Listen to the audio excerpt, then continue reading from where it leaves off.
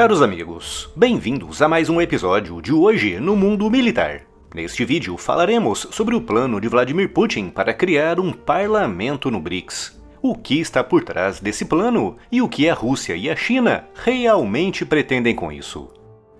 Nesta quinta-feira, 11 de julho, na abertura do Fórum Parlamentar do BRICS em São Petersburgo, o líder russo Vladimir Putin disse que o BRICS não tem uma estrutura parlamentar institucionalizada, mas que acredita que se trata de uma ideia que poderá ser implementada. Mas o que significa para o BRICS ter um parlamento com representantes políticos e o que isso mostra sobre os planos da Rússia e da China para o futuro desse organismo? Quando o BRIC surgiu em 2009, o seu objetivo era puramente financeiro e visava apenas a criação de um fórum para o debate de oportunidades de investimentos entre Brasil, Rússia, Índia e China, com a África do Sul entrando em 2010 por pressão chinesa para atender os objetivos de Pequim no continente africano. No entanto, com o passar do tempo, esse fórum foi se transformando, com esse processo de transformação se intensificando e se acelerando a partir de 2014, com a primeira invasão russa da Ucrânia.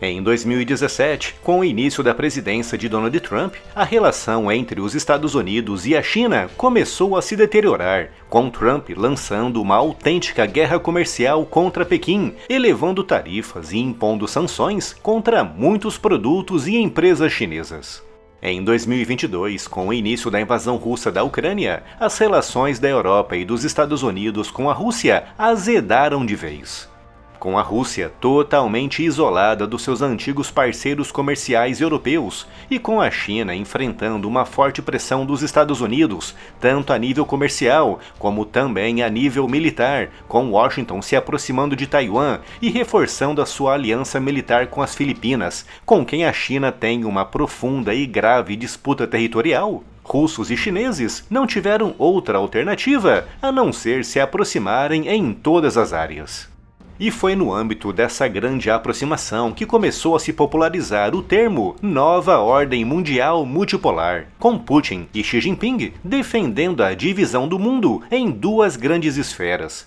uma centrada à volta dos Estados Unidos e da Europa, e outra centrada à volta da Rússia e da China, com Moscou e Pequim literalmente sequestrando o BRICS para acelerar a implementação dessa nova visão de mundo. Algo que ficou bastante explícito com a expansão do grupo em janeiro de 2024, com a entrada do Egito, Etiópia, Irã e Emirados Árabes Unidos. Dos 9 membros atuais, 3 são ditaduras plenas, 4 são autocracias e 2 são democracias eleitorais sequestradas por movimentos políticos populistas, com muitos desses membros sendo totalmente incompatíveis entre si, como é o caso da Índia e da China, países com profundas divergências territoriais e que por diversas vezes recentemente estiveram à beira da guerra, e do Irã e da Arábia Saudita, países que estão efetivamente em guerra, com os iranianos lutando contra os sauditas através dos Houthis e Iemenitas.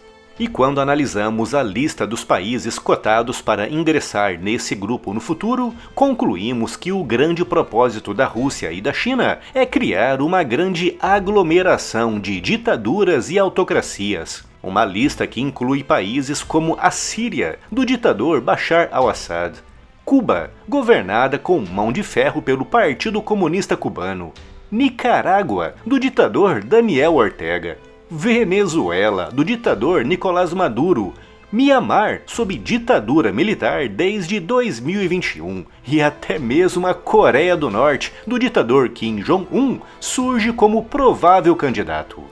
O foco na inclusão de ditaduras e autocracias, associado com a criação de um parlamento, reforçará o papel do BRICS não como um fórum para o debate de oportunidades de investimentos, como foi originalmente concebido, mas sim como um bloco autocrático e autoritário, com o único propósito de se contrapor às democracias ocidentais. Para a Rússia e a China, não importa se nesse bloco estão inimigos mortais, como é o caso do Irã e da Arábia Saudita. O que importa é que há volume.